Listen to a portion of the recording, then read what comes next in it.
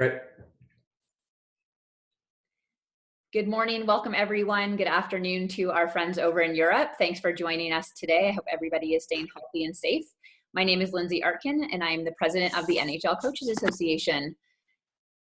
We represent all 200 coaches in the NHL and support them day to day with everything non-hockey operations. Beyond that, we have the objective to help in the development of all coaches at all levels of the game. And it's the reason why we launched this NHLCA mentorship program. Originally scheduled to roll out next season. With hockey on pause right now, we decided to launch it on March 20th and made it free and accessible to all coaches who wanted to participate. Today marks 4 weeks since we officially launched the program. And since then, we've had about 3,000 coaches from over 30 countries participating in these webinars. So thank you for your support. And thank you to the support of our NHL coaches, including Brad. Without them, we would not have been able to deliver all of this amazing content. Just a couple of quick housekeeping items before I turn it over to Brad. Today's webinar is being recorded. You will receive a recording of the webinar automatically 24 hours following the event. The format will be that Brad will spend about 45 minutes going through his presentation, and then we'll open it up to a Q&A period at the end. You can use the question Q&A box to submit a question at any point, and we'll get to those towards the end of the hour. Bradshaw is in his 4th season as an assistant coach with the Columbus Blue Jackets. He previously spent 9 seasons with St. Louis as both an assistant coach and associate coach, and has also spent time behind the bench of the New York Islanders and Tampa Bay Lightning. Prior to joining the Islanders back in 2005, Brad spent 4 seasons as an assistant coach in the AHL and 1 season as a head coach in the International Hockey League. Brad, thanks again so much for joining us today. I'll turn it over to you. Thanks, Lindsay. First of all, I'd like to say how what an honor it is to have this opportunity. It's in these crazy times. It's been a day that I've been looking forward to for a couple weeks without the daily grind of hockey. So it's a real pleasure for me to talk not just about penalty kill, but sort of the process that we went through, how to change things and then how to implement them, and then how to get to that final product where your players are taking ownership of it. So I'll just give a first slide is just kind of the key concepts, and these have been developed over a lot of years. I was actually 10 years in St. Louis. I was hired by Mike Kitchen there, and Rick Wamsley and I were tasked with running the penalty kill at the time. And him being a former goalie, we did a lot of it relative to what made sense from a goalie's point of view. And a lot of these things have sort of evolved over the time. It's been 15 years now where I've had the real privilege of working in the NHL with the best athletes in the world, and it's been a real good opportunity. We've kind of got these; they kind of drive how we shape our structure. They allow us to find solutions on the ice. They're not, they're more concepts than they are where to be at a certain time or where your stick needs to be. First one, minimize the quality of the attack, and this is really all 3 zones. We're going to try and be as disruptive as we can in the offensive zone, and then through the blue lines, through the neutral zone, try and influence and try and shape the breakout to sort of suit where we want it to go instead of let them dictate terms. And then obviously in the defensive zone, we realize they've got their 5 best guys on the ice. There's going to be attack. There's going to be opportunities. We're trying to get them away from maybe their plan A or plan B and get them to hopefully C, D, or E, or F, or farther down the alphabet. And that's a real challenge for us, and obviously a challenge for any penalty kill. But it really allows us to make those split-second decisions hopefully a little quicker and a little sharper relative to what the situation is. We're going to try and challenge entries and possessions. That 10 seconds or less rule is a real driver for us. It gives us a target. We might not be the stiffest team at the blue line, like maybe a Nashville or even a New Jersey really seems to want to challenge at or before the blue line. Sometimes if our read is we have to give the blue line up, we still are trying to funnel a puck or influence it into an area where we can then apply pressure and hopefully outnumber the power play to get that early transition, the early puck to get down the ice. We are a real pressure penalty kill, and we've become more of that with what we've implemented the last couple of years here in Columbus. With that, pressure can become chasing in a split second, and one thing we really focus on is being aware of that. We want to try and stay a step ahead with our checking, and that's 5-on-5. That's every situation, and PK is no different.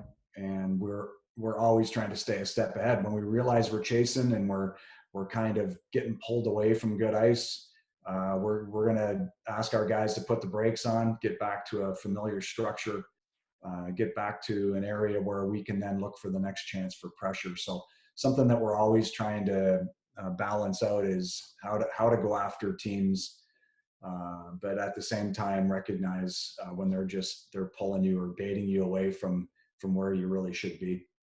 The next one's kind of an obvious one, but there's a little more layers to it, I guess, than just the shot lane element. And they are important. Every puck that has a chance to get to the net has a chance to go in. So we are trying to get our body in that shot lane every time, especially at the top, but from the flanks as well. We're trying to minimize those shots getting through to the net. The other area is low seams. A guy like Elias Pettersson in Vancouver, when he's on the flank, he's a dangerous shooter and he trusts his shot, but he gets to a point when he's attacking that if he has no shot lane, then he's looking for that high tip or a low tip on the back door. And so the sort of the duality of it is you've got to be in the shot lane, but then your stick has to make sense as well, and as does the support of your other penalty killers to help out on that next play. So denying the pucks to the net isn't just the shot lane, it's that next play as well. How can you get your stick into the next best lane? Can you anticipate, and can you be a step ahead mentally so that you're anticipating what's going on? We really try and not allow anything through the structure. That's a little bit of a pipe dream, and that gets harder as you get more fatigue. You get some of those long shifts in D-zone coverage and seams start opening up. So we ask our guys to start using the top of the circle as a depth guide for our forwards so that, they do have to move it around. You will get long shifts. There's times where they're in your zone. We're just hoping that we can make them move the puck around the outside. And you'll see with what we've implemented as far as D-zone coverage, how it kind of plays into that. There's always breakdowns and there's always mistakes made. We're just trying to minimize them and trying to not stack too many mistakes back to back to back where they end up getting the grade A chance. Another obvious one is pucks 200 feet, but it's something we harp on. I mention it every meeting.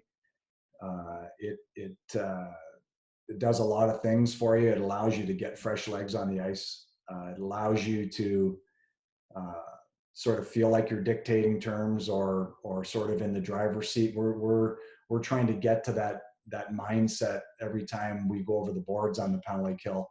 And getting pucks 200 feet allows you to sort of feel more and more that you're gaining the edge and you're gaining momentum for your team because of the efficiency of your kill.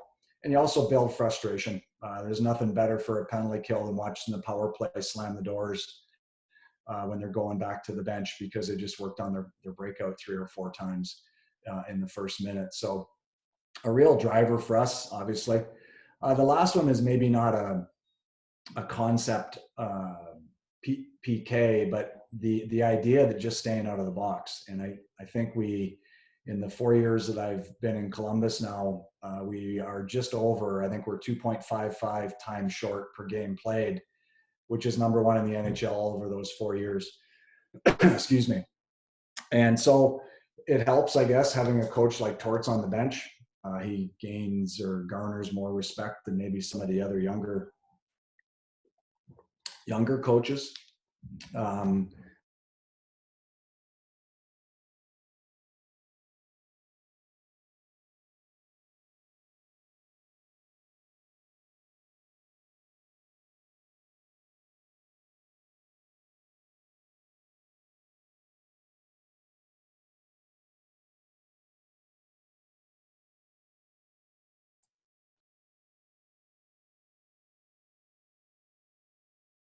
apologize. My wife mainly has started fostering kittens, and two of them got in behind the TV, and one of them turned the power bar off, so my internet went down. Really apologize. I think when it happened, I was talking about staying out of the penalty box, which is really something that we try and do. It takes the stress off the guys that have to block shots. A lot of times your best players are the ones you want to kill with anyway. So it's minutes where they're not attacking, they're just defending. So we try and stay away from that as much as we can. Really try and use penalty killing as a weapon. So the 10 years I was in St. Louis, we were number 2 over that time. And then the last 5, when we started getting a lot better players and really started to establish ourselves, and Ken Hitchcock with his defensive mindset really helps a penalty kill as well, because it's really just a reflection of your defensive game itself. We ended up being number 1. Came to Columbus, pretty good bunch of penalty killers, a real good goaltender in Bobrovsky. We finished 9th. The first year, okay, percentage at 82.5, and then the next year was not good. And so 27th in the league, and could never really get traction. And the same guys had pretty good numbers the year before, really struggled. And part of the issue for us was probably sticking with guys too long, hoping things would turn around for them. And, there's lots of good lessons out there. And that was certainly one for me where probably should have pulled the plug on certain pairs or certain groups of 4 guys, or should have maybe looked for a different structure or a different system earlier to try and help the team get out of that. It's tough. We make the playoffs that year. We played Washington, who I think was maybe 6th or 7th in the league in power play, and we weren't very good. And one of the big reasons we lost the series. So you get to the end of that year, we knew it wasn't to the level that we wanted it, and certainly not where I wanted the team to be, as far as where we ranked and as far as how we executed as a group. So obviously turned it around the next year. We did change the forecheck in the 17-18 season from a 1-1-2 to more of a 1-3, which helped us a little bit, helped alleviate some of the rush chances, helped alleviate some of the confusion through the neutral zone. We went to a forecheck where the F1 is in the middle of the ice for the most part. Our F2 is in the left lane probably 98% of the time. We have a mid-ice defenseman, and then our right defenseman is in that wide lane. So really a diamond shape through the blue lines. There are seams that can get exposed through that, but we just felt it really helped the personnel we had. It fit in with it. It was a little late to salvage what we were doing PK wise, but we got to the point where we figured we had to change it. The changes worked very well, obviously last year, and then this year with all the man games lost. I think we've had 419 man games lost so far. It's been a bit of a struggle to keep the cohesion going. At one point, our top 8 penalty killers, we had 5 of them that were on the IR. So you got lots of new faces and lots of new combinations and very little familiarity. So there was been some lean times this year. At the end of the 17-18 season, we looked at all the elements, and we had already changed the forecheck, so we felt comfortable with that. We looked at rush coverage. How could we be a little more decisive or a little tougher to play against at the defensive blue line? We looked at defensive zone coverage and looked at all the goals against. Really, this one showed up as an area that we really needed a new look. We needed something different. We needed something that would fit who we were going to try and kill with the next year a little bit better. And that's one we really focused on. The retrievals part of D-Zone, we felt part of how we were going to change personnel would answer some of that, but we also worked on 4-man solutions. We did a lot of work on in practice as well. Even when the power play is the main thrust of the drill, we talk to the PK about any loose puck that's not just going down the ice. We'd like you to find support to make all four guys feel like they're part of the solution. And it seemed to help us. We looked at puck execution. Again, the guys we were adding in, we were going to plug a Zach Werenski in, who was probably our fifth defenseman in that tough year. The next year, we brought him in and made him part of the top four. And his ability to skate really shows up, and his puck execution is a big reason how we get those pucks 200 feet. Face-offs, we knew we needed to get better, but we tried to also design what we were doing out of losses and wins. What routes would make a little bit more sense so we could try and get to pressure on a loss quicker, at the same time denying any sort of one-timer setup that might be apparent, and then also executing better with a win, making sure we take that win and get it down the ice and start establishing the fact that we're going to get pucks 200 feet. What we came out of a lot of these was that we didn't have enough skating and there wasn't enough pressure. And in a scenario where you feel like you want to be a pressure penalty kill, it just wasn't happening enough. We looked at what we were good at. Excuse me. We had some speed. We were going to add to Josh Anderson, who's obviously all about speed, big guy that can really cover a lot of ice. The next slide, I'll show how we changed our personnel. And most of the newer guys, most of the guys with the big minutes the next year, skating is one of their best assets. And we felt with this that we had some options in D zone coverage that possibly weren't available the year before. Our ability to read plays was okay. Not a strength, and probably one of the big reasons why we made the change on the D zone. Shot blocking was pretty good, but again, maybe not as good as it needs to be. We felt we had a lot of tenacious checkers, and we felt that we had to find a way to let them check. If they want to hunt the puck, then let them hunt. And it's kind of what led us to try and find a type of system that fit a little bit better. We didn't really have a size where we didn't have a bunch of big guys or a bunch of small guys. We have guys like Anderson and Atkinson. Anderson's a 6'3", 6'4" guy, big reach, great skater, big, strong guy, where Cam Atkinson's a 5'8", 5'9" guy with tons of quickness and tons of anticipation. So they find different solutions to the same problem on the ice.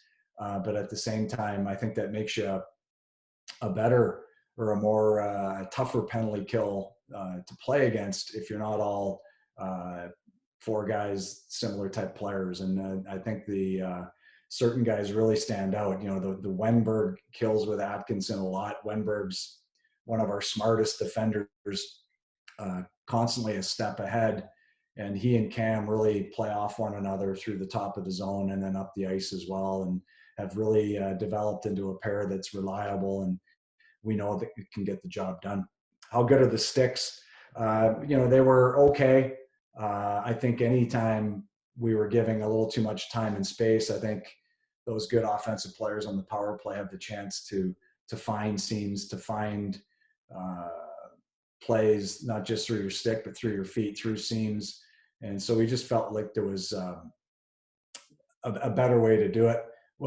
How good are you killing when you're tired? And we felt like we got to too many long shifts. We felt it's one thing I track after a game is how much zone time was there out of the penalty kill.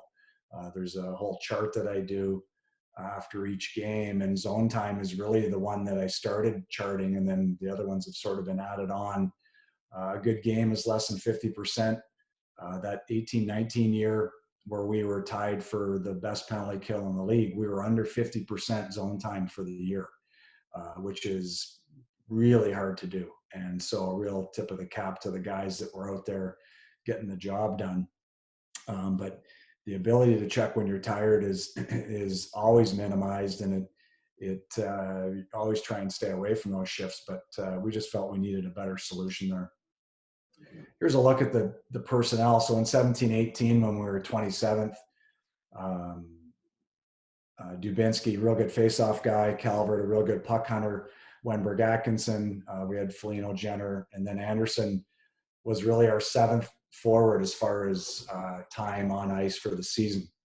The defense with Savard and Johnson, who had a real good year the year before, and we probably stuck with them too long on the ice for a lot of goals against. And it's a great lesson for me where gave them too much rope, gave them waited too long to do what was probably should have been done earlier. Werenski, again, a guy who had never really killed going into that year. When we used him as a spot guy, as the fifth guy, the numbers were fantastic. And he was a guy that we couldn't wait to get into a sort of more of a full-time position.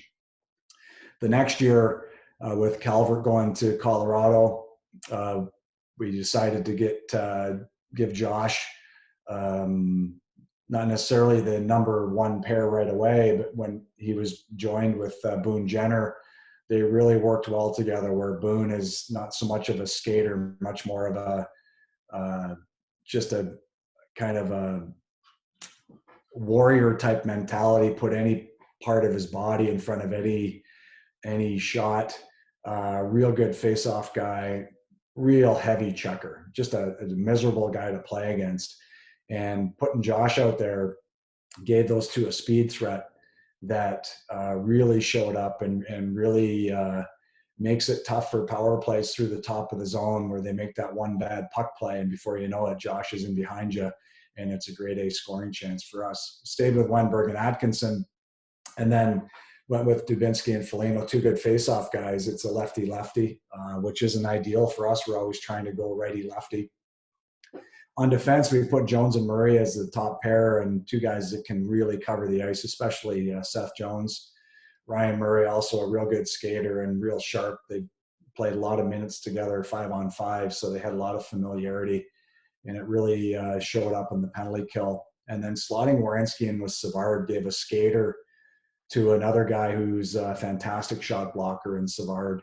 Real good hands. Just wouldn't be the skating and quickness wouldn't be the greatest asset he has. So it was a real good fit. And coming out of that, we looked at, with this new influx of skating, what should be the system that we go after. Went to at the end of the season, after having such a disappointing year, 17-18, did a lot of video research, watched a lot of teams, watched all the best teams, obviously. Success leaves clues, and some of the teams did systems that might not have fit what we were looking for anyway. But we looked at all the top 10 penalty kills in the NHL and just watched what they did up ice, through the neutral zone. What were they doing on faceoffs? What were they doing, especially in D zone, where we felt like we needed to make our change? A lot of video work, going back over the year, watching what really gave us fits as far as goals against and where some of the breakdowns were, and gave us an idea where we probably could apply the biggest change and get the biggest bang for our buck, get the most effective change. Talked to lots of guys through the Hockey Network. A guy I talk a lot with through the season is Doug Huda, who runs the penalty kill in Detroit. He's a guy that played with a long time ago with the Hartford Whalers, and just a guy that occasionally bounced things off about a specific opponent, maybe a Washington Capital power play that's real unique, and maybe some ideas that they've tried, whether they worked or not. And so it's important to have that network of guys where you can ask these questions and sort of see what's where they're heading next year. And it's very much a copycat league. And I think the good systems and the good teams and the good structures and the good coaches, the evidence is out there. And so I just went looking for the one that I felt was the best fit for what we had as far as strengths in our personnel, and then what made sense from talking to guys. Asked a lot of questions. The one thing I've really tried to do throughout my career is continue to have that beginner's mind. I don't consider myself an NHL coach. I'm a coach that's been fortunate enough to work in the NHL, and I've tried to keep that mentality. I've tried to stay fresh. I'm now in my mid 50s, and all of a sudden you get to be one of the older coaches in the league. So for me, it's really a good challenge for me to try and stay fresh and stay current. And asking questions is one of the best ways I can do that.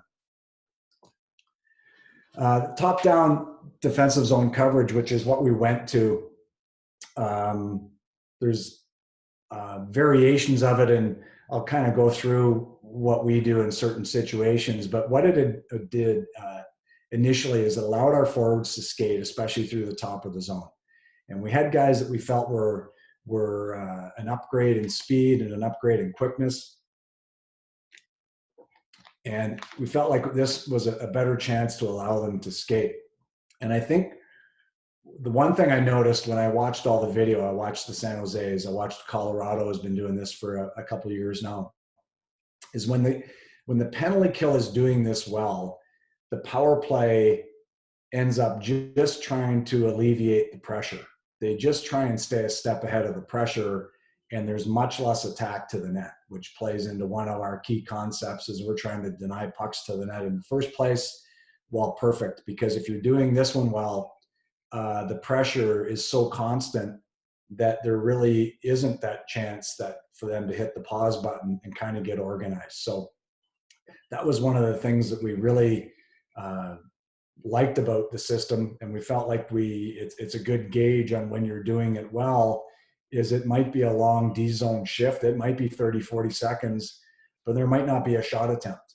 And that for me was a perfect fit for how I've tried to teach this penalty kill through most of my coaching years, and especially these last 5, 6, 7. The top down route by the strong side forward, and as you can see the cursor, this is a real cookie cutter example where the forward passes it to the defenseman and the puck ends up going to the weak side. The forward at the top would come out, he would measure. This forward here is always set up in the T intersection. So he's sitting between these two flankers. He's helping on this shooter, and he's trying to be in this shot lane. It frees this forward up then to try and present in this high 2-on-1. So as soon as this pass is made to this forward from the D, the strong side forward, who we call this guy in this case, because he's on the puck side, the strong side of the ice, he's setting up in the high 2-on-1, and he's trying to push this puck all the way down. Variations on this is we will hand off at the hash mark, and the strong side D would then set a route like this to take over the pressure.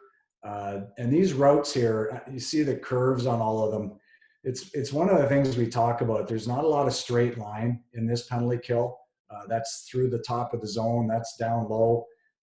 We will have some straight line elements, but a lot of the routes are set so that the weak side defenseman, for instance, as this puck goes through the top and gets to the new strong side, he's not beelining back here to this net front defenseman.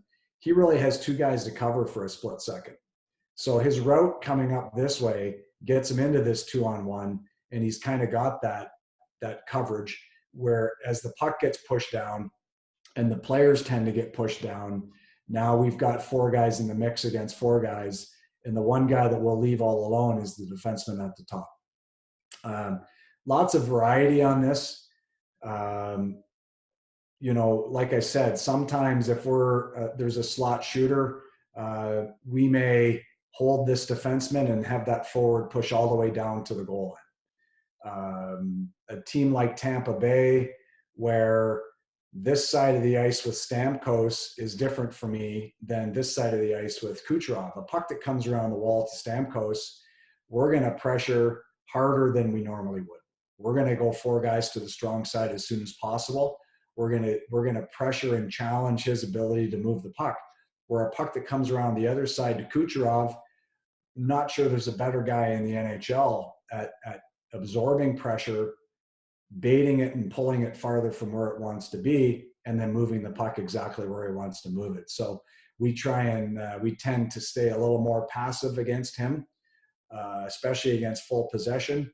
On a retrieval situation in the corner or a bobbled puck, we want to get 4 guys into the area as soon as possible to try and outnumber the power play and put the odds in our favor as soon as possible. So this top down, one of the things you get out of it, and what I talked about how there tends to be minimal attack, is if you get to this point and this puck comes back to a defenseman who's now outside the dot line, this forward here, our weak side forward, is getting replaced right away by the forward that was pushing down. So this guy would then come out and cut the ice in half, and they'll have to bring guys farther away from the net to support that play, whether it's the flanker, whether it's the slot man who has to come over here for support. Occasionally they'll try a long play to the weak side, and that's where this defenseman would flex out and buy time and be in that shot lane and allow guys to get back into position. But what you get with it is you can get forwards skating and replacing one another against this continuous flanker being trapped down and then trying to find the strong side deep. So that's the ideal situation. There are a few more teams using this D zone this year, so there's the power plays have sort of advanced and figured out solutions to some of the pressure. So the key is to try and stay ahead of that cat and mouse game that tends to happen in at the power play versus the penalty kill. All this being said, with the more skating, I think the last point here, that the sticks and communication and body position and shot lanes, really all your other checking habits, they all remain vital. So because you're skating, it doesn't mean your stick doesn't still need to make sense and try and deny the next good play. Because you're skating through the top, it doesn't mean we want to expose shot lanes. We still need to be in those shot lanes. We still want to communicate, especially on first touch when we've worked to get that loose puck. We do need to communicate, and sometimes it's body language. A lot of times it is the actual talking. Might be slapping the stick just to let the guy know you're available weak side, but all that is part of all the good checking habits that you bring to the penalty kill in the first place. Implementing it, how to teach it. So we made the decision that we want to go to that top down, and then how do you get it to be part of the regular routine, and how do you get it to be part of what you're doing every time that puck is in your D zone? The first thing you have to do is obviously sell it, and I think you have to believe it, and you have to get to the point where the guys trust what you're saying. So for me, you have to get to learn it so that you can answer any anticipated question. And that's a real challenge.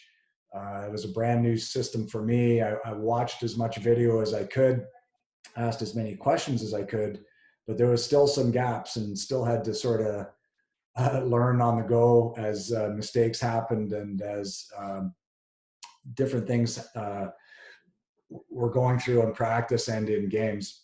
The other thing too about selling it is, how do you get through the rough spots?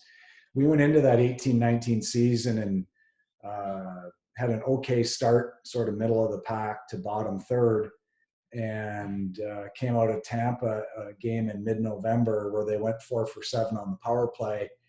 And we look, and we were, I think, 28th or 29th in the league, a quarter of the way into the season. And this is after you've brought in the new system, and this is after you've tried to sell it, and they're looking and they're not seeing the results. The one thing that's hard to do there is to have faith and to trust it. And I think if you know you're on the right track, and you can sort of see the light at the end of the tunnel, sometimes it's tough sticking with it, but we did it, and we found some traction. We started understanding some of the nuances and some of the gray areas that can only be sorted out by going through the scenarios under live fire in a game. And we took our lumps early, and we got on a stretch where, when you get to those where you just feel like the puck is never going in your net, and those are good feelings to have. And wasn't great leaving the Tampa Bay building there in November, but I think the ability to stick with it and trust it and believe in it allowed us to get through some of those rough spots. And it wasn't smooth sailing the rest of the year. There's going to be games and stretches of games where it's like, holy cow, we just don't seem to be in sync, and we just don't seem to have that same cohesion and that same ability to kill that was there even the day before. So we all know the ups and downs of coaching, and I think the trusting it is a big part of allowing your players to get through some of the rough spots and learn some of those hard lessons. The video is awesome. We started out showing video of other teams because we just didn't have the footage.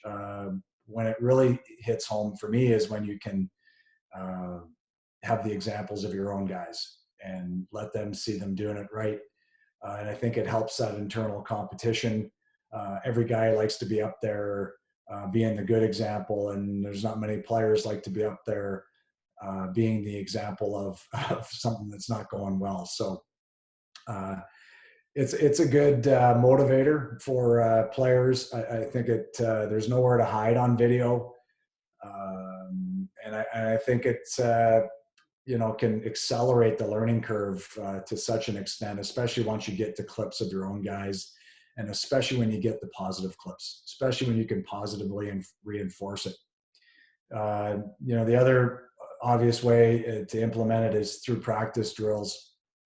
I have a progression of drills drawn up at the end of this presentation that was kind of the early steps we took to implement those top-down routes, which are a little bit foreign to most forwards. We started just with forwards, and we started just with one, and we started working on one element. I worked with Norm McIver in Springfield, who is a player that I played with in Ottawa in the early days of the expansion Ottawa Senators, and got to be good friends. And then we worked together as coaches, shared the same office. And the one thing he said I'll never forget is you can only work on one element at a time.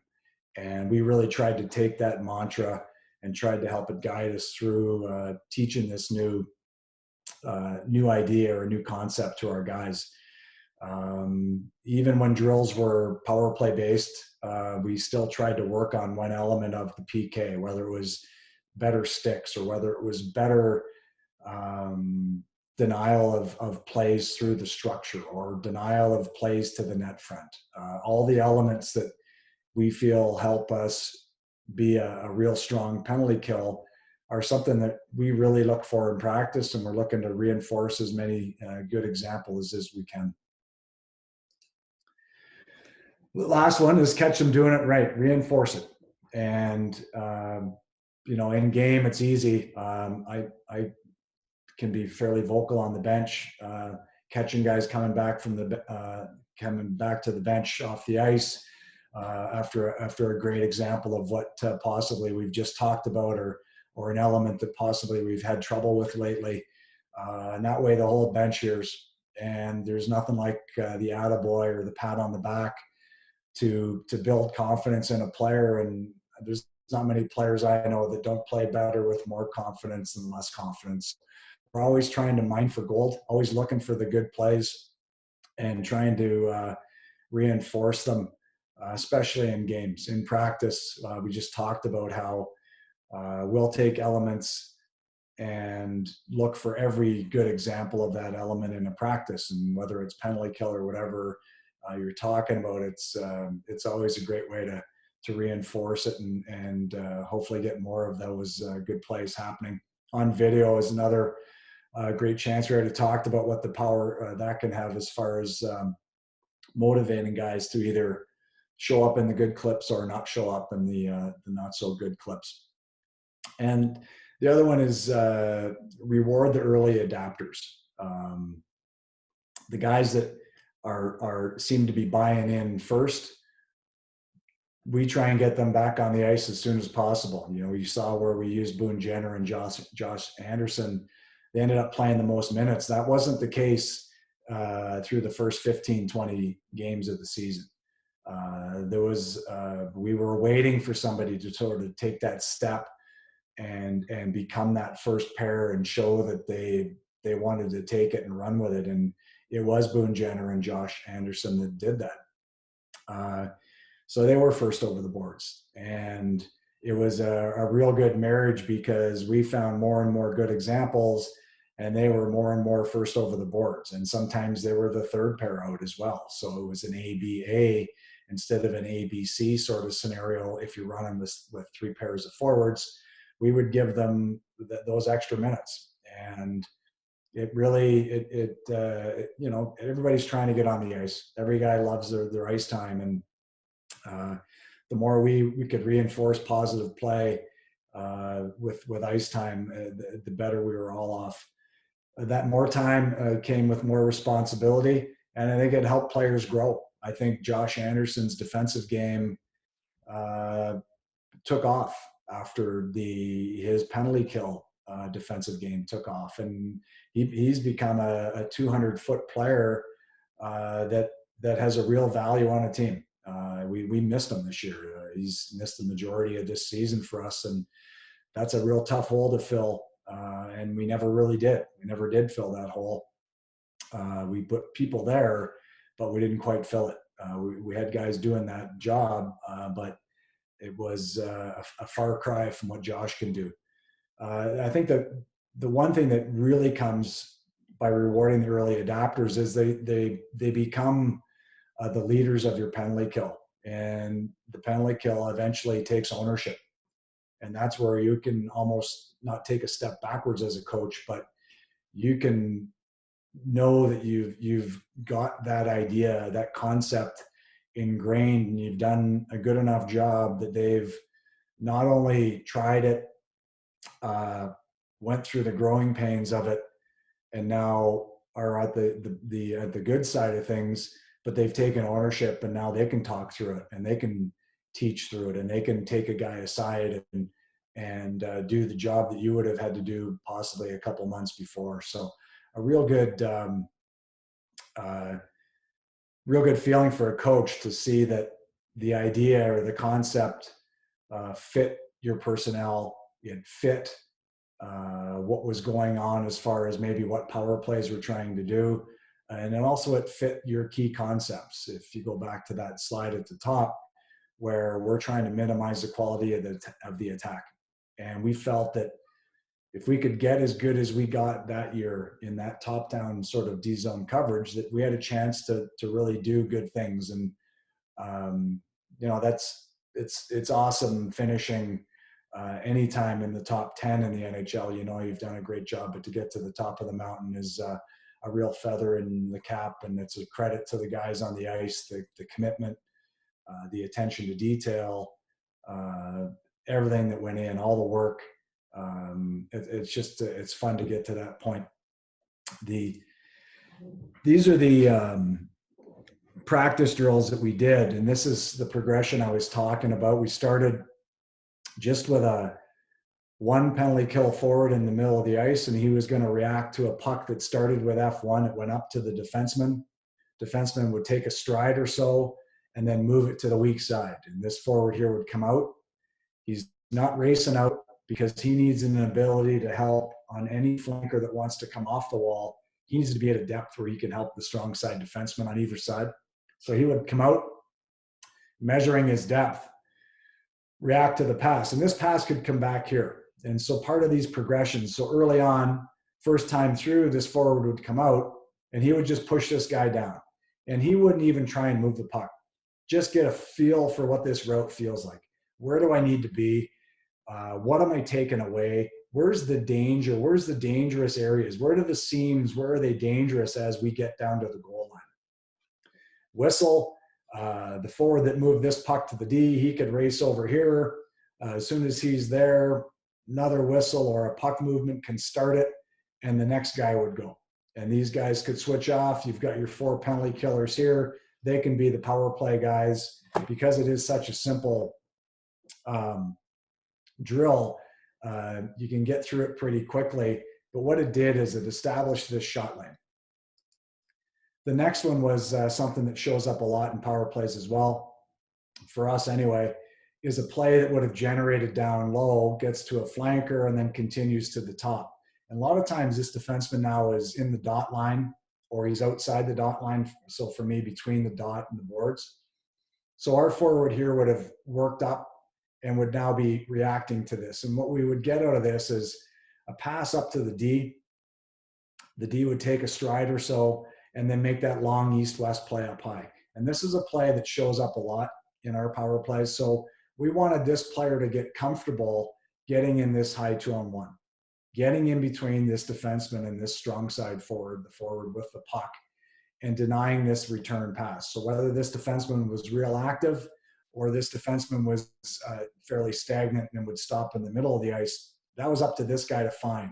And how do you now get into that and drive this guy down low again? Same idea, we would blow the whistle. These are real short drills, and they're not really meant to be full speed. It's more of a feel and get into that lane. The third one we did with one forward was a similar start again. So as if the puck would come here, we would make this pass, strong side forward would come up, and he would mirror this defenseman who's walking the blue line. So he would walk and we'd ask him to go past halfway. So that's where things change a lot in this penalty kill. So he would go past halfway. So this forward's job as he's walking would be to mirror this guy, to be in the shot lane the whole time. At this point where he's made his decision as to what he wants to do, he can try and shoot the puck. We would ask him not to shoot too hard because this guy's in the shot lane, or he can pass to either one of the flankers. And then this guy would react to that pass. So a pass here, he would adjust and get into that high 2-on-1, look to push him down. A pass back to the strong side, the original strong side, would be a route where he would likely come back here and set up shop because the other player would be coming out. There would be an exchange in what we do in that situation. So we would just have him run this route. Again, they would do 1 or 2 times through it, switch guys up, and you're in 8 or 10 minutes, you're getting through this whole progression. And it might be longer early on if you have questions, but anytime we had a power play penalty kill split, or we had ice time at the end of a practice that was available, not for free time, but a little bit more unstructured time, we would take these guys and get them. And it really helped us ramp up that learning curve, getting into these scenarios. We started to do it then with 2 forwards. So the rest of the forwards would be behind F2. Sorry about that. Wrong button. And we would start with F1, who would get into the high 2-on-1. Puck started here with F1 again. This penalty kill forward would get in the high 2-on-1, but allow this puck to come through him. He would reroute back into that T intersection, which is in the shot lane and in that flat seam between the 2 flankers. And on this pass, this player that was in the F2 that was in the T intersection would measure his ice, would come out in the shot lane, not racing out, like I said before, because one of the things he's doing is buying time for his other forward to get back to good ice. He would come out and then react to whichever way this next pass happened. So he would set up in the high 2-on-1 either way, and now it's game on. And it's play through this high 3-on-2. So we would allow plays through here at times, or we would make it simple and just allow them have to try and find the D. And this is where you really start seeing some of the teamwork and the 2 forwards working together and recognizing what the timing looks like on the passes. Has there been a breakdown? Do you have to buy time for your partner to get back to good ice? Or has he done a great job and now you can just follow up and maintain that pressure? And we went through all the different scenarios again. So we went with a mid-ice defenseman. Sorry, we went with a strong side defenseman. So this defenseman here in this scenario on the long east-west pass, so this would generate, he would come up, he would get into that shot lane, and then if that long pass is made, we don't ask this guy to skate that far. We'd rather hand off. We'd rather allow the T intersection forward to get into that high 2-on-1, and he would return here, taking that ice that F2 was sitting in. So we'd kind of walk through all these different scenarios, and it was very cookie cutter. But what it did is it got guys into most of the main puck movement through the top. There's lots of different scenarios, but these are the three main ones that we see. We got this, and then once we got to the puck got to F2, this was a 3-on-2 game on again. So we would probably limit it to the hash marks and to the blue line, but we would let these guys play. We would let them go 10 or 15 seconds or until the penalty kill guys got it and got it down the ice, and we'd put two new guys out there below in the area that was not being used for the drill. The last one would be a D walking. So same scenario.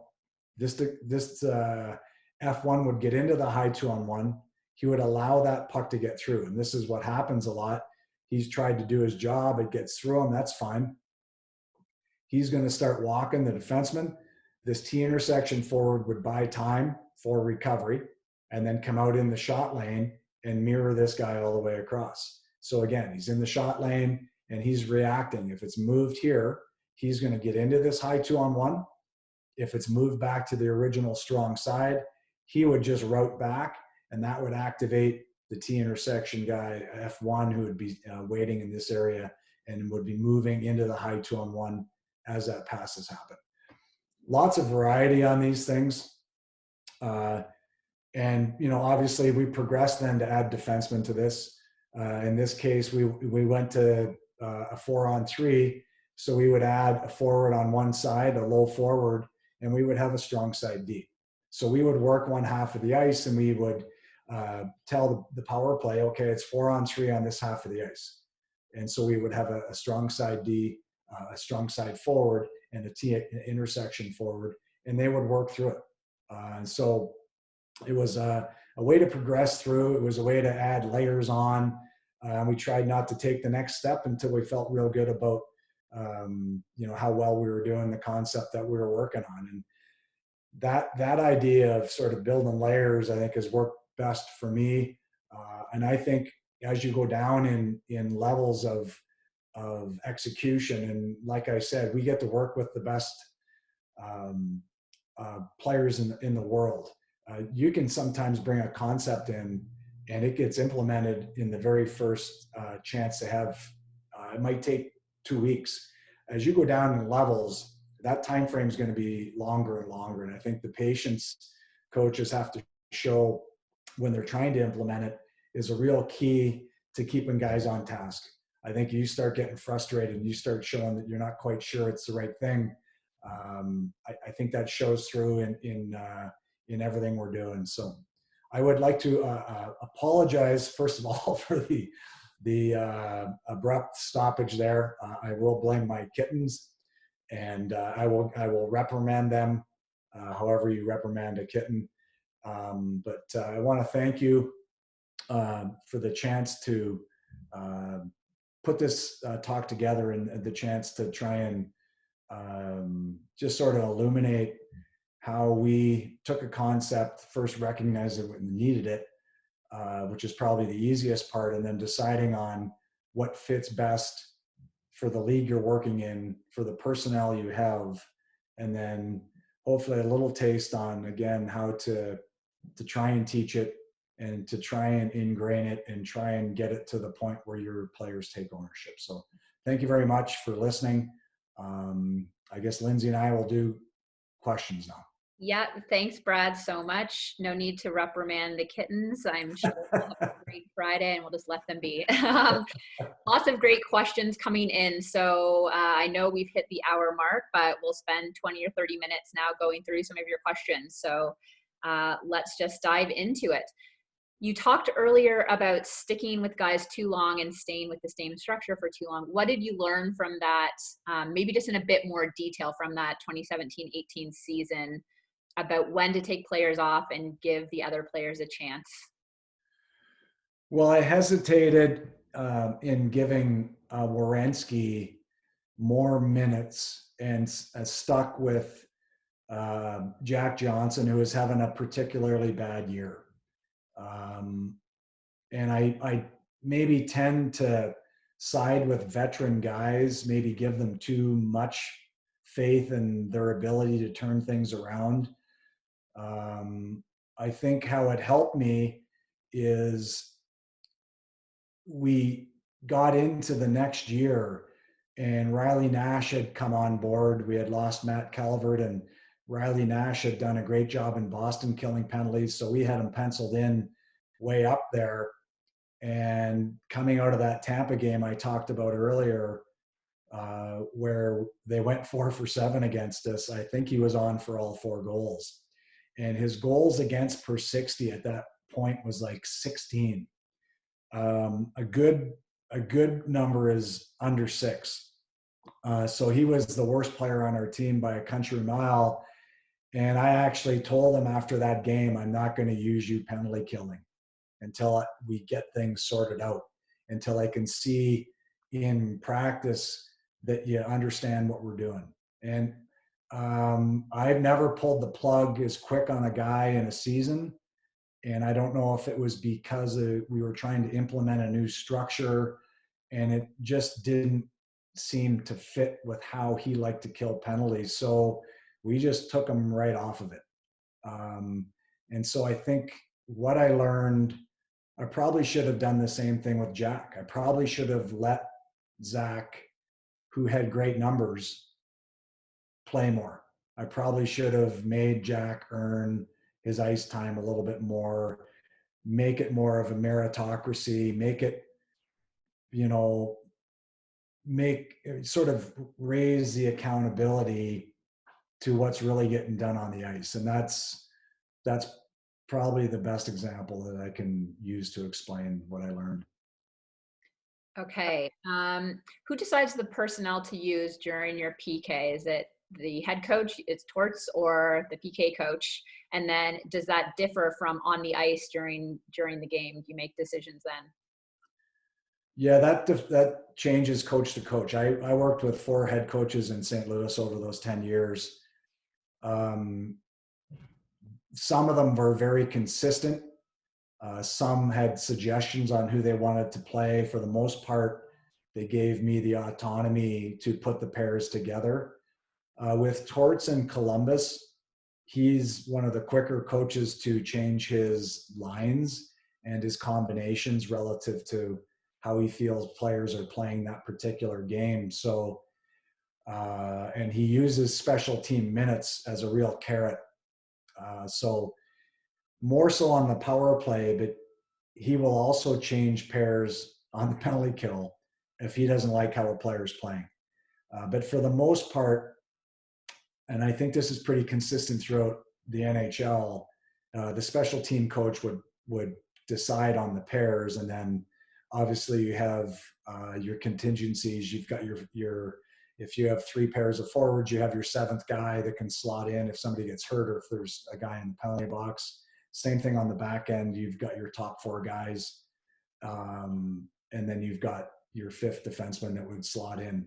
And then all that changes with 5-on-3, 4-on-3, and we touch on 6-on-5 as well. And we actually brought that top-down idea into our 5-on-6 coverage D zone, and we really like the results of it. So occasionally we'll talk about 5-on-6 in the penalty kill meeting if there's a specific play they like to use, or if it's reminiscent of what they do on their power play. We'll just continue with that top down when the other team has their goalie pulled. Okay. Just a note to everybody on the lines of any questions. We're not going to have a chance to get to all of them, but if you submit them not anonymously, we'll see your name and we'll have your contact details, and we can try to reach out afterwards to get you some answers. So on to the next one. So Brad, when you walk into a new scenario, coming into a new team, how do you decide who's good for the PK? What attributes or qualities are you looking for? Well, with us, we have the ability to watch a lot of video. And so watched previous years and talked to Brad Larson, who was running the penalty kill at the time, what they were trying to get done. And so have an idea of the concept, and then you can watch guys and see who's really adhering to the system and who's kind of freewheeling. And I think what you get too is you get an idea of kind of how each individual guy adds a little different flavor. This is an aside and really doesn't answer your question, but the one thing I wanted to talk about and I didn't was when I first got to St. Louis and I had an idea of a concept, I was really cookie cutter in how I wanted it done. And what I learned is if you allow players to sort of add their own little flavor to the recipe, you're going to like the taste of it better, is the best analogy I could use. So we had TJ Oshie in St. Louis, and we wanted F1 to be skating backwards. And some forwards aren't comfortable doing that. He asked, can I skate forward? And he was so good at skating forward. I'm like, absolutely. And I'm thinking to myself, why am I not allowing every guy to skate forward? And so what I've really gotten to is I'm asking for a certain thing to get done on the ice. I want a certain result. And I want those key concepts adhered to. And then outside of that, add your own little flavor. Kill it to the best of your strengths. So Cam Atkinson, cheating is probably the wrong word to use, but he guesses a lot and he guesses right a lot. When he guesses wrong, you get the save that Bobrovsky had to make at the start of the second period in game one of the playoffs last year against Tampa. We're down 3-0. We're killing a penalty and Cam guesses wrong. Bobrovsky make a save on Stamkos, I think it was, point blank one-timer, keeps it 3-0. We go on and win that game and then win that series in a crazy upset. If Stamkos scores that goal, who knows where that series goes. So I wanted to get that point out. I think going back to when you go in, I think you have to watch them. I think you have to not only watch them on video, but watch them live and then talk to them. I think you have to build relationships to see what motivates that player.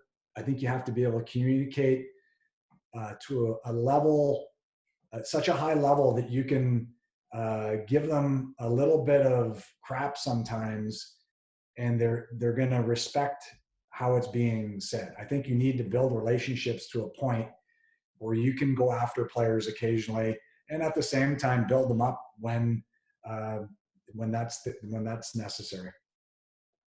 Okay. What are your thoughts on playing your top power play players on the PK? Do you find it's too much ice time for them? Occasionally, yes. And a good example in Columbus is Pierre-Luc Dubois, who came in and has done a fantastic job and is going to be a penalty killer at some point. But we just felt we've asked so much of him 5-on-5 in power play and basically playing first line minutes for the majority of his time here, that adding the penalty kill was just too much. So I think at the end of his career, he's going to look like an Eric Stahl kind of role where he's first line, he's first penalty kill, he's, if not first power play, maybe second power play. But I think he's going to develop into he already is a 200-foot 5-on-5 guy. I think he's going to be a fantastic penalty killer. We've just felt like it was going to be too much ice time to this point. And whether that changes next year, it might be the time if we can get enough balance in the other minutes that it opens the door for him to start taking a bigger role there. So there's a lot of junior coaches and college coaches on the line today. What advice would you give them then to sort of answer that question? How do you determine if it's too much ice time? What are you looking for to make that decision one way or the other? Yeah, it's you have to know your players. I think junior especially, players play a lot of minutes. You rely on your top players to basically, win or lose the game. And that's not necessarily not the case at our league either, that your top 5 or 6 guys really usually determine your level of success. you have to know your players. What kind of fitness level did they come into camp at? How good are they at taking care of their body through a season? It's really tough at that developmental age where you're taking teenage guys too, who one year look like a young man and the next year can show up and look like a totally different guy, body shape wise, because of just maturity. So I think that is one of the harder things to measure. When are you asking too much of a guy? But at the same time, we all know that those best players determine whether you win or lose. So you want to get them out there in so many of those key situations. I kind of remember back, I played in Hartford, and Ron Francis was our best forward, uh, best penalty killer, but we asked so much of him on the power play and 5-on-5. The only penalty killing he ever did was 5-on-3 or 4-on-3. He was just so good at it. And it's not a real skating kind of role. That was really the only penalty killing he did, but he was probably one of our best penalty killers, but we just needed him on the offensive side so badly that the coaches at the time made the decision to only play him there. So it might be a way to get your top players out. One thing we did in St. Louis with Steen and Backus at the time, they were our center and our left winger on the top line. We would send them out for the faceoff. So take the faceoff, get it down the ice, and change right away. And then we might not use them again on the penalty kill, depending on the schedule and depending on fatigue levels. So there's lots of options where you can sort of get around maybe overplaying your best guys. Hopefully that helped a little bit. Okay. Next question's about shot blocking. How do you teach it? Anything you found to improve skills? And how would you structure your D zone if your team struggles to block shots?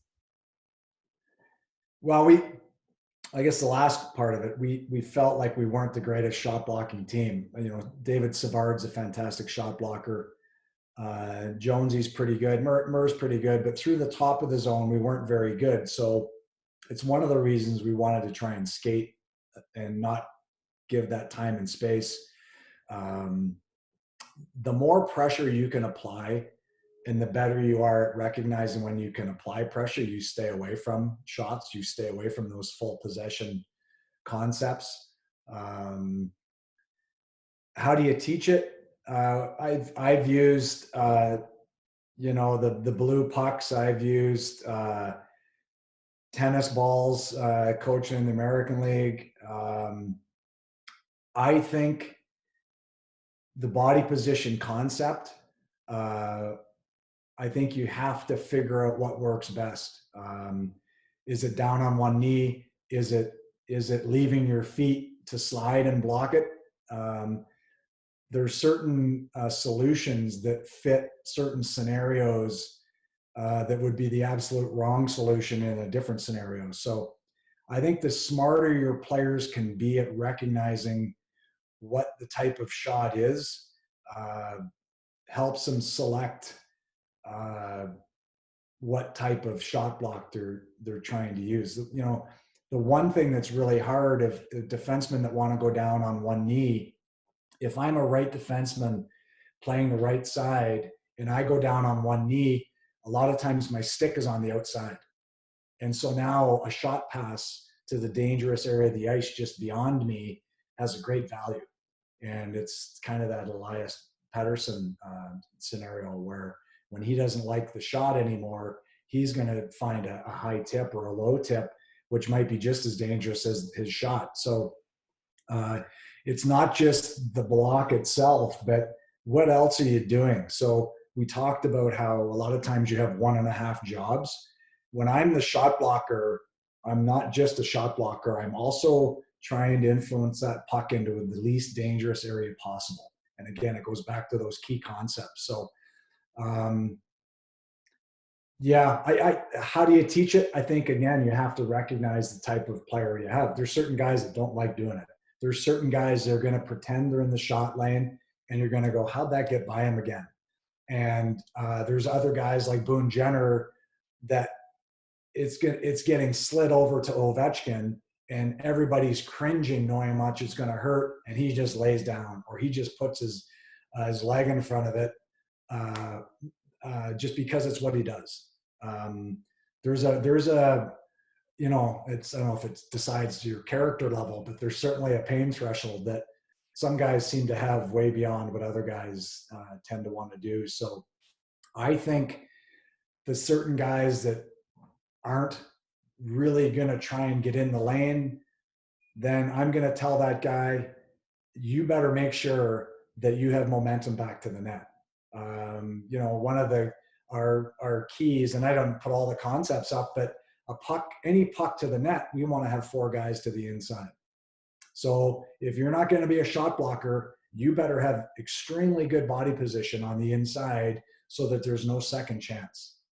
And if they're not willing to block shots, for me, I'd look for a different penalty killer. It's just such a vital part of killing penalties that it's almost an absolute. That's how important I feel it is.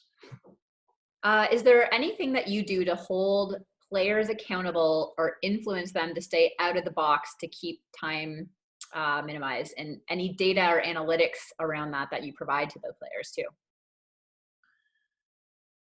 Well, stupid penalties is one thing that will really set Torts off. So that accountability is pretty instant with him. It'll be, I've worked with coaches who will put a guy at the end of the bench and not really vocalize it. They'll just put him there and won't use him the rest of the period or the rest of a game. Actually, Torts will let the guy know why he's sitting there and how stupid the penalty was, usually with some colorful language. And what you get with that is it's loud enough that everybody hears. And we all know that the ice time is the real driver for these guys. Watching a key player, a top power play or a top penalty kill guy sit at the end of the bench for a boneheaded penalty is, I think, the best way you can do it. That might be the DEFCON 5. You can probably start with an individual meeting. You can probably start with a heads up. There's a sort of a threat level there. I would say that the nuclear level is sitting the guy at the end of the bench or taking him out of the lineup. Up to that point, you can influence minutes. You can take him off the power play. Start a video session with a couple of the bad penalties and just illuminate what they're doing. The horrible thing that can happen, and you never want it to, is that you lose a player because he has to block a shot on the stupid penalty that the player took. I mean, that's the nightmare scenario.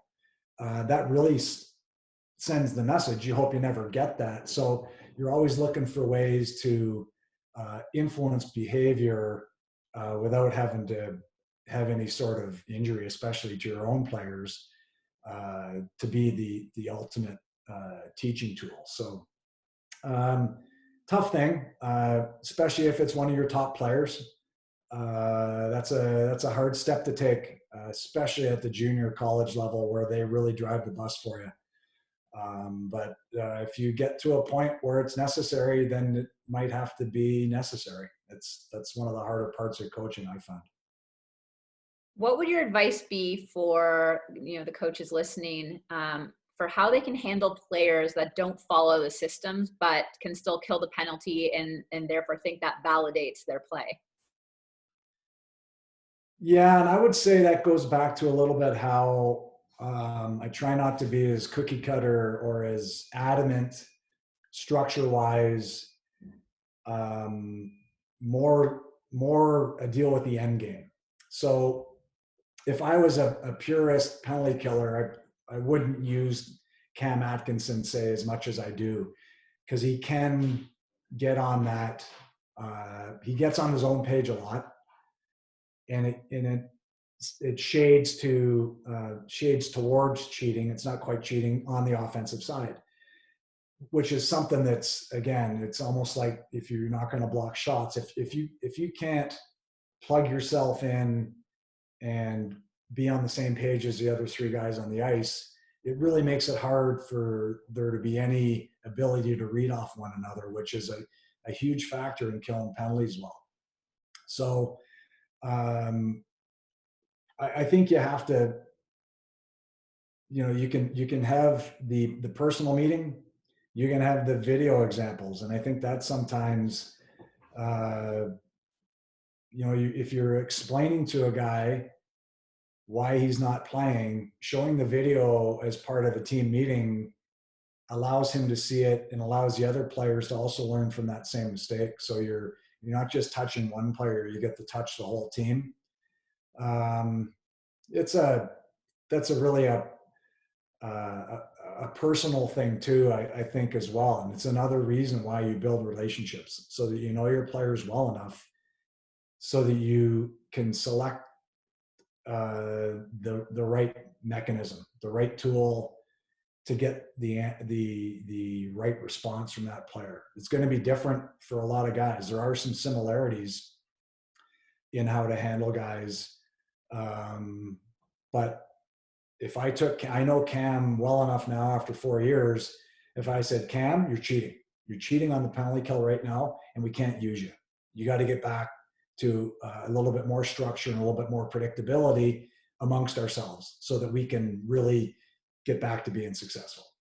He would take that and you would see it implemented right away. He's not going to be a guy that sulks around and, oh yeah, well, I don't agree with that. I think that the best way is to be honest, but I think you have to use the tool or the mechanism that best fits the personality that you're dealing with. Okay. With your PK players, how much do you stress staying open to the puck as opposed to allowing turning with your back to the puck and losing visual on puck location? Want to have eyes on the puck 100%. But with this top down, there are times where the forward who's pushed the puck down, and if it gets moved back to that strong side defenseman up that wall, he will have to reacquire it. But we want that done as soon as possible. That's another thing that I was actually going to talk about. There was a goal that Florida scored on that scenario where I forget who the half wall guy was. He carried it down and went back to Yandel at the top, right at the blue line at the boards. And he just took a quick wrist shot to the net. So our weak side forward, who's coming out into that high 2-on-1, he's not in the shot lane. And the forward who is pushed down or top down pressured, he's routing back to the slot. He didn't have eyes on the puck. It's his job to find that shot lane. Yandel just shot it so quick that there's no way to be there. So we now talk about that type of play. So we have a solution for that, where that strong side guy, if he's drawn that far down and the defenseman is on the boards, our net front defenseman will front that play. He's not going to play beside or be behind the guy. He's going to front that shot, knowing that there's too many ways it can end up in the back of our net. There's too many things it can bounce off of, like it did in Florida. I think it hit our shin pad, their skate, something else, and went in the net. So it was a bit of a lucky goal, but it's a puck. Like we said, we want to deny pucks to the net front. If we're not doing it in the top layer, then it's going to be up to our defensemen to find that solution there. Okay. Can you go into a bit more detail about rush coverage and what your key execution points are for rush coverage? It's a little bit, the one thing we really want to do is match the pace of the attack. So that's going to be, if I did a key concepts for rush coverage for 5-on-4, it would be match the pace. One of the caveats of that is when it's a one-man drop or a two-man drop, there's going to be an inability to do that because the person who's dropping the puck, normally a defenseman, has driven that pace back, and now you've got a lot of guys flat-footed. So we ask our players to then regenerate and recover ice so that they can have some sort of momentum back. And one of the things that sort of levels the playing field against that type of breakout is you normally only have one or two guys skating on the power play. So the two wide guys are often flat-footed. The defenseman who's dropped the puck is often flat-footed, looking to maybe set a pick or maybe have a little bit momentum, but it's really only those two guys coming. And when you say only, that's usually Crosby and somebody, or it's only Kuznetsov and Oshie. The level of skill is a threat, but what we do is we try and get some momentum and we try and influence it to one side or the other. We will, as soon as we've got it to one side, we want four guys to the strong side as soon as possible. And that structure looks a little different on either side because we've got a defenseman on one side and a forward on the other. And so how that gets structured is a little different. Those routes that are arced, we're going to try and shape our routes that way so that we also influence pucks low. We'd like the puck to get into the corner instead of stay in the top of the zone because we can confine the puck there and we can outnumber the puck there. So some of the things we focus on are how can we pressure at the blue line? We'd love to. And when we're sharp and the power play is not sharp, we're there and we're doing it, we're breaking it up and we're putting it down the ice. When the power play is executing at the level they would like to, sometimes that first level of pressure is inside our blue line. That's fine for us. We're just going to continue down the same path. It just means everything's happening 10 or 15 or 20 feet closer to our net. And we try and get to a comfort level on those routes where that doesn't really bother us. What we've had the whether it's a luxury or a detriment, the Metros had some really good power plays in the 4 years I've been here. Washington has one of the greatest power play scorers ever in Ovechkin. When Pittsburgh is healthy, that 5-man unit is lethal. We get to see some power plays now that Panarin's with the Rangers, not with us anymore, and Zibanejad has taken his game to where he's at. Holy smokes, that's a power play and a half as well. So we have our work cut out for us in our division. I don't know if that makes us better and more resilient. It certainly puts you up against some of the best players, but those rush coverage ideas are really what we try and do to throw teams off balance, I guess, not let them really break in with, like I said before, their plan A or plan B. We'd like them to get a little farther down that list. Okay, just want to do a time check, Brad. How are you doing? We've still got a ton of questions and a few hundred coaches on the line. I'll keep going. And I will try and answer the ones that have been sent in that don't get touched. If I've got nothing to do for the next month, apparently. So I would like to try and answer as many as I could. Okay, wonderful. So you've talked at length about the paths of the forwards here, but can you elaborate a bit more on the roles of the defensemen and the reads you're asking them to make?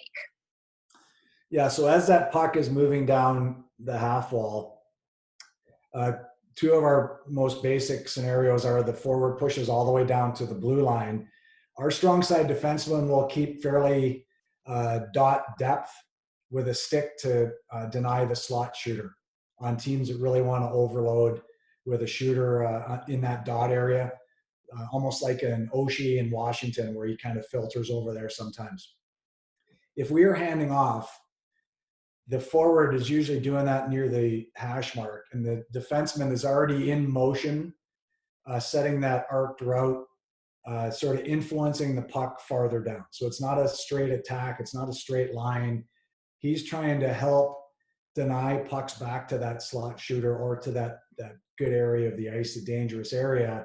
And at the same time, trying to run that guy out of the room around the goal line area. Might be 5-8 feet later, might be a little sooner, depending on the pace of both guys. We want four guys strong side as much as we can. So if that puck is now moving down, the strong side defenseman will have done that. weak side D will be strong side post 95% of the time. He's not playing at the top of the crease or at the back post.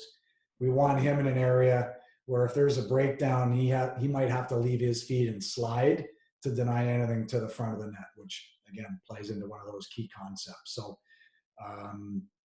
it's a, and again, I know that progression, once we got into the D and you start realizing that there's a lot of gray area on the handoff, and a smart flanker will find that little crease and sort of set up shop right there where he's not in either guy's sort of ice. He's kind of in combined ice. And that's, then who goes? That's something you have to talk about, and you have to find a solution for those plays and build it in. But that's, hopefully that shows a little bit. Again, there's so much variety on how teams set up. If the net front guy on the power play drops off behind the net, and they want to move it to him, and they want to now him be a low passer, a lot of teams will pass it to him, and we call it a bang bang play, where it's down low and right to the slot. We'll have a sort of different routes against a team like that, as opposed to a team that'll keep that net front guy net front. So we try and talk about just the variations team to team in our pregame meeting, so that most of our stuff is staying very consistent. It's just some of the nuances or some of the finishing touches, kind of some of the real end details will change, where a stick is, or where certain guys play against certain scenarios, kind of thing. Okay. A lot of questions come in about goaltending. So I'll ask this one specifically. From a goaltending standpoint, are you guys looking at your goalies from analytics and reviewing their data weaknesses and weaknesses that the analytics and data show? And how much does that factor into what you're doing as a unit? Well, I think we look at it a lot. We had a luxury in my first 3 years here with Bobrovsky being in Columbus, having a world-class goalie, and maybe the best tough save goalie I've ever seen live. And that really showed up my first year. Incredible. So, we got away with probably more plays through the structure to a one-timer, like the one I talked about in the Tampa series. He's a really good insurance policy to have in case you make a mistake or you string a few little mistakes together and they get a grade A chance. With him, he didn't want us to block shots. And so this was a little bit of a battle. I wanted the strong side defenseman to block a shot. If that flanker turned the corner and was coming downhill towards our net, I wanted the defenseman to block the shot. Bob wanted to see the puck. Well, Phil Kessel would turn the corner and just zip it by his glove for fun. And so I'd be so mad at the goalie coach and Bob for telling the D to get out of the way. For the most part, he was able to handle the shooter. And that was a kind of a different thing to go through. I'd never had a goalie want to face 100% of the shot. So that was a little bit different. But I think we look at, the good year we had there where we finished 18-19. I had the stats. I think Bob was almost 90% PK save percentage, and Korpisalo was about 820. So, that difference made us really want to play Bob as much as we could, especially against a team with a good power play. So we would alter sometimes who was going to start.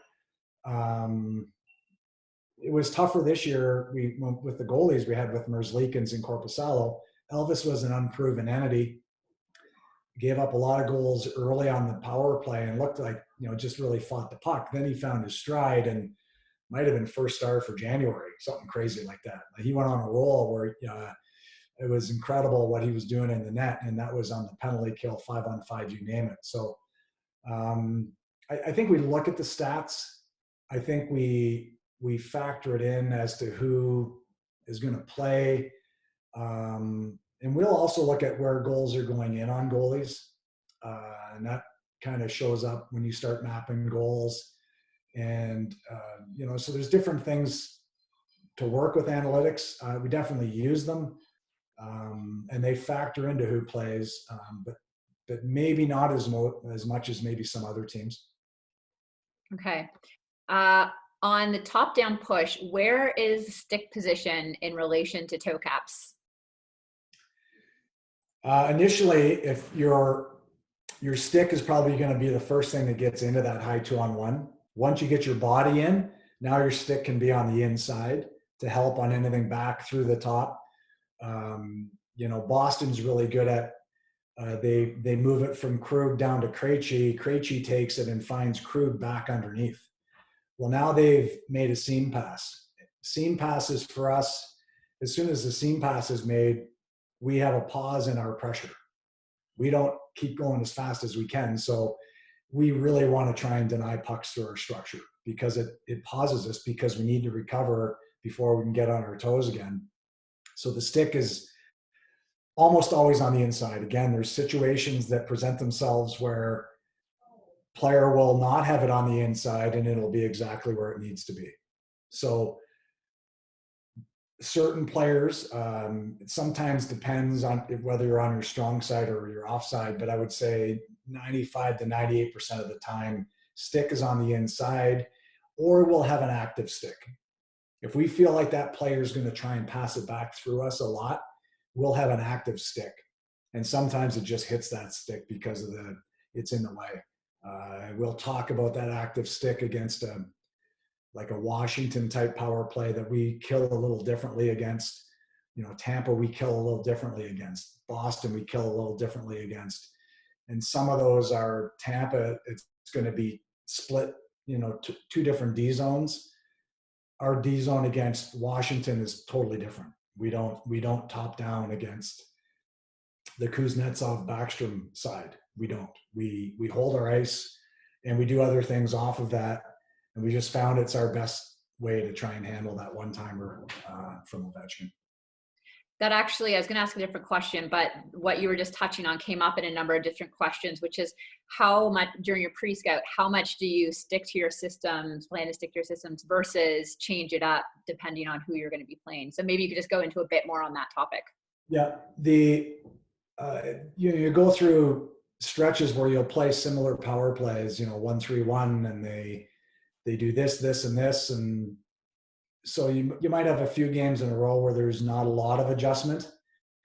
I think we have tried to offer different face-off wins. So you're not getting stuck in the same one. You can't get pre-scouted quite as easily. So we'll try and change that up almost every game, whether the D play their own side or they switch sides. So it's a long rim or a short rim, or it's a net front forward release to the corner. Different scenarios. We do that almost every game. So there's a lot of variety in face-off. And sometimes that's dictated by what they're trying to do as well. I would say D-zone, the special teams, the special power plays, the Washingtons, the Tampas, the Toronto would probably fit into that. We kill a little different against Toronto than probably the real generic top down. So I would say the majority of what we talk about stays the same, and that's majority of my meeting will be the differences. So it'll be quickly touch on here. This was good last game. Let's get better at this in some of the key concepts. But then we'll go into, okay, this is what's changing. This is what we can expect tonight. And this is what we're going to do to counteract that. And if that doesn't work, we can expect this and this. So try and walk through a few scenarios that are probably going to happen and really try and illuminate with video how teams try and attack and how they try and get to their best scoring chances. Okay. It sounds like the rescue animals are getting feisty. So I'm going to try to get through some of the anonymous questions. So just a reminder, if you do have a question, submit it not anonymously and we can get back to you afterwards. But I'm going to go through just maybe 3 or 4 of the anonymous ones. Um, how do PK routes change versus power play with two low forwards instead of having a power play slot bumper? Um, we have different triggers, I think is the best way to say it. So a team that wants to get into a spread, we call that a spread, whether it's two guys low below the goal line or two guys high. Um, we will be a lot more uh, passive with our forwards. So if it's two guys high, we'll ask our forwards to not top down at all. They're going to be up and back, and it's almost a pressure up situation where the D is going to try and pressure the pass to the half wall. We'll be very seam based.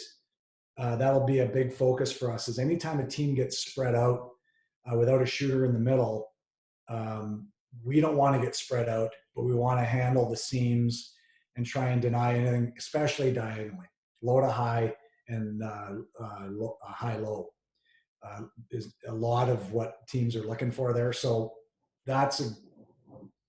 it changes. With two guys low, we will ask our defensemen to be ultra aggressive, to not even wait beyond their way if they feel like that's where the puck's going. And if we face a power play that's that different, our meeting may be a little longer because there might be some concepts and there might be questions from guys. Okay, what do you want if this happens? And I'm hopefully answered a lot of those in the meeting, but at times there's a question or two after if it is that drastic of a change. We don't see that very much. So we don't deal with it a lot. That's not something that shows up often. Okay, there's a lot of European coaches on the line, so I think this question came in from one of them, but how do you work your trap down defensive zone coverage on Olympic size ice? Excellent question. I do a hockey school, I have done for the last 5 years in Cortina d'Ampezzo in Italy on Olympic ice. And so I know drills that I love on the North American size don't work in that. And so I think you have to play the rink within the rink. I think when I watch international competition on the big ice, it seems like most penalty kills are a lot more prudent in their pressure. I think it would be a hard system. I think the handoff would have to happen quicker, possibly. I'd really have to see it on the big ice to see what power plays then do. Because there's going to be a tendency right away where the puck's going to go, and it's like, well, we can't allow that to happen. I think you'd have to trust the forward returning back. So the forward who's pushed down has a longer way to go. I think it allows the puck to get east-west high then more often than it would in a North American rink. But that T intersection forward who's coming out would probably have to buy a little more time for that recovery. But I still think you have to cover the good ice. And it's an excellent question. I'm not even sure it fits in the Olympic size. I'm not sure you can I think you can get four guys to the strong side. I think there's lots of elements that we use that would still work. I'm just not sure top down.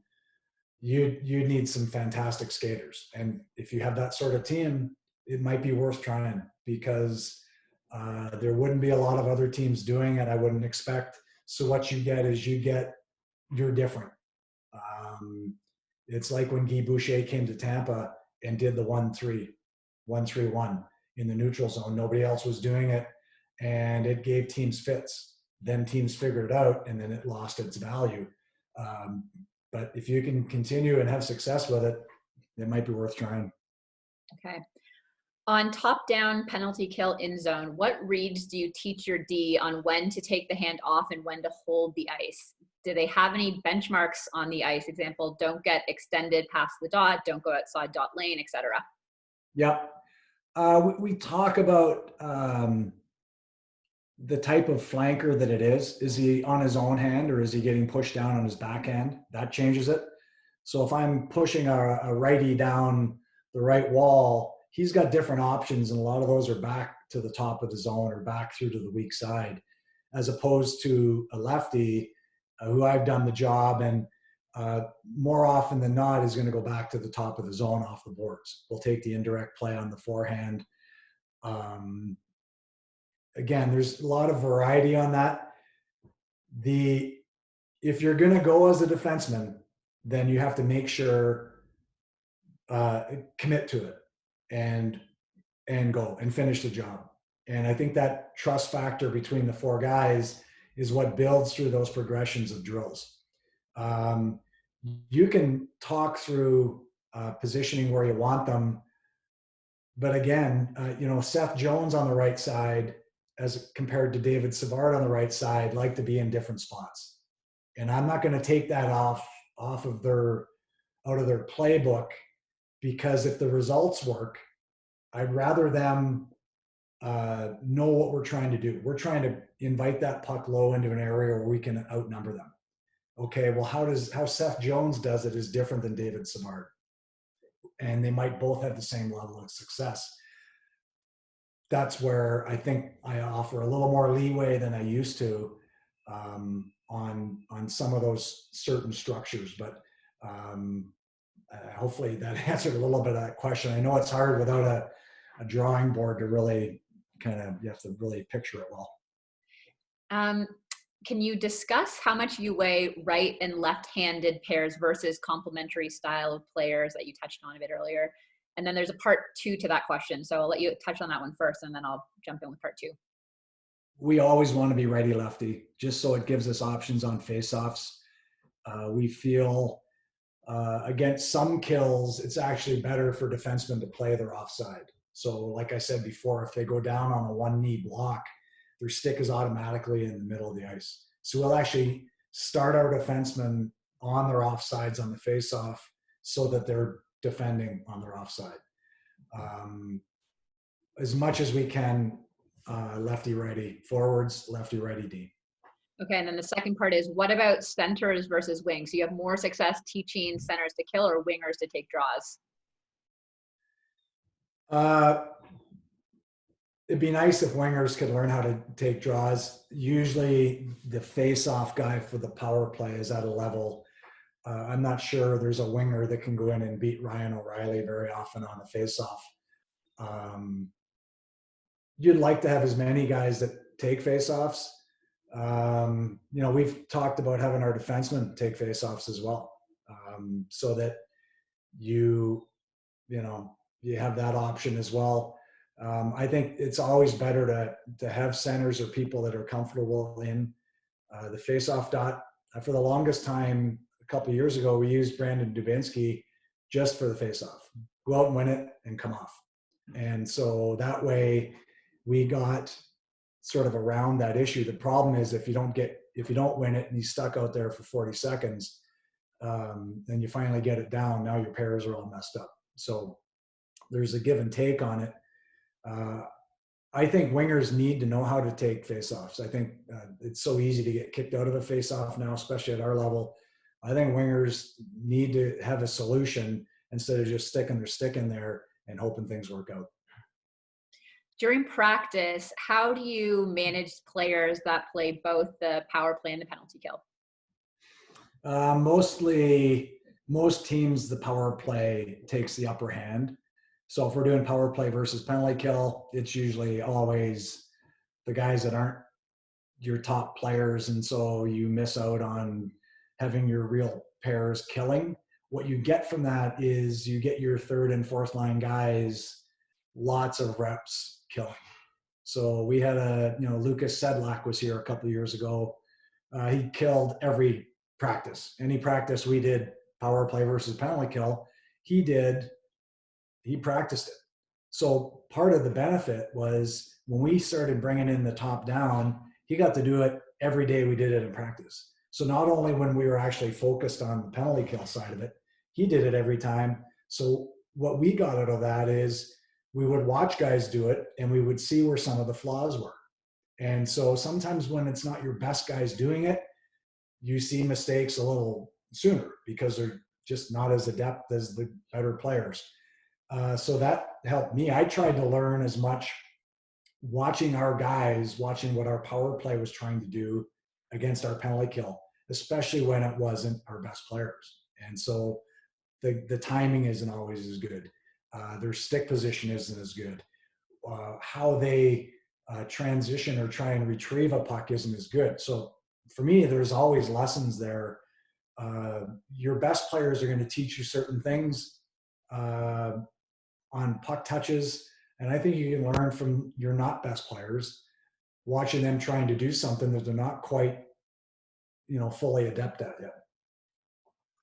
Okay, a question that has nothing to do with PK, but why do you think so many former Hartford Whalers players have become coaches in the NHL? What was so special that went on there that bred so many terrific coaches? I don't know. I know Scott Burnside. I talked to him last week, and he's doing an article on that exact topic. And I don't know. I think it might have just been a collection of guys that, we had our success through being fairly smart. Joel Quenneville was a fantastically smart defenseman. Not a great skater, but you couldn't get around him. You'd get around him, but he would get the puck off your stick. Ron Francis, like I said earlier, was maybe one of the smartest players I've ever seen. Not the fastest guy, but so far ahead of the play mentally, he didn't have to be fast. And, an exceptional Hall of Fame player. And mainly, I would say his best skill was how smart he was. Dave Tippett was a puck hound, like just an absolute dog on a bone, but he was a smart player. So there wasn't a lot of wasted effort. Dean Evison, very smart player. And I don't know, I said this to Scott Burnside. I said, I wasn't in any other locker rooms in that era. I don't know if we were an exceptionally kind of thinking man's team compared to another team, or if the whole league was like that. It was very different hockey back then. But it's an excellent question because there are a lot of them. And it is fun for me because that network of who you can talk to is enormous. All right, I'll talk to Scott and make sure that we get that article up on our website and on our social channels when it comes out and see what the answer is. For a younger offensive D-man that you had in Werenski, what did you focus on to help his development on the PK? Focused on one was his battle level, and he's not the type of player to go and like a David Savard try and run you over and then take the puck and put it down the ice. He's going to go in and he's strong, but he's going to use angles and a little bit more stick position and a little less physicality to win the one-on-one. We wanted him to bring a little bit more bite and use a little more physicality. Because he has the ability to skate away from a confrontation, because his feet are exceptional. So we had to get him to initially win the puck a little bit more, and a little bit more of it was on the physical side. Everything else he could do, he sees the ice. His puck skills are fantastic. His sense of where to be defensively, because he's a power play guy, they sort of play into one another. They're in lockstep. So it was mainly just creating the loose pucks, creating the retrievals was the main thing. There are certain reads, and if you haven't killed a lot of penalties, there's certain things that happen a lot. And you when you've done them a few times, if you're a sharp guy, the light bulb clicks on right away. And that happened for him. So he was really good almost immediately. What we felt he could get better at was, hey, you can create even more loose pucks because of your anticipation and how fast you can skate. You get a little body into that guy. Now that's your puck guaranteed. Now you skate away and it's down the ice. And so that was probably the main one. Okay, we've hit the 2-hour mark, so I'm going to end with one final question, and then everybody, thank you for submitting all of your questions. We've got a ton of names now associated with them, so we'll make sure that Brad can get back to you. But just the last one to end on live here. What do you feel is the hardest power play structure to defend and teach to defend? Well, the hardest one for us for the top down might be the spread. But any collection of 5 fantastic players is always going to stay a step ahead and take what we're giving them. So as much as we feel like we're in the driver's seat and influencing the puck, a good power play is just going to keep staying ahead of you. So I learned a real hard lesson in St. Louis with the Detroit Red Wings when they had Zetterberg and Datsuk and Lindstrom and Holmstrom net front and Rafalski even back in those days. We got chasing so quickly against them that we just felt like we could never get pressure. I think what the spread does against a team that wants to pressure is there aren't the triggers to pressure. The triggers are totally different, and you don't really practice them a lot. You can talk about it in your pregame meeting, but the diagonal seams are hard to sit in or set up in if you're not used to it. And it takes an exceptionally smart hockey player positionally to grasp it right away. You'll see it maybe by the second or third power play. They're starting to get it. But by then, the power plays already had their advantage. They've already kind of run the show for the first couple power plays. There's other ones. Like the 1-3-1 that Washington runs with all the options they have, that personnel is off the charts. Carlson can shoot it. Ovechkin obviously can shoot it. Kuznetsov and Backstrom. I'm not sure there's a better middleman in the middle than TJ Oshie. How he finds the pocket, how he finds that next little one-timer is, it's exceptional. So I think from a power play point of view, if I'm talking about going against our kill, is I'm trying to stay ahead of it. And I'm trying to stay on the attack, because you can get mesmerized by all the pressure and just move the puck around the outside and feel good about your zone time and have nothing going to the net. And that's the whole point of power play, is to try and maximize the quality of the attack. So that would probably be the toughest one. It's certain personnel offers different challenges as well. There's always, I think it's why it's so fun, because there are so many good power plays here that you really have to be on your toes. Okay, Brad, thank you so much for spending this much time with all of us. Thank you for all the guys listening on the line and the ladies out there as well. Anything you want to say before we sign off? Just a big thank you. Thanks for being patient for the stoppage there. And I hope you all have good luck once we get going and start playing games again. And I know I really miss it, and I'm sure everybody out there does as well. But thanks for your time. And I will try and get those questions answered in the next day or two. Thank you. Thanks, Brad. Just a reminder for everyone, the webinar is recorded and you'll automatically receive a copy of it 24 hours after. Thanks again, everybody. Stay healthy and safe out there. Bye.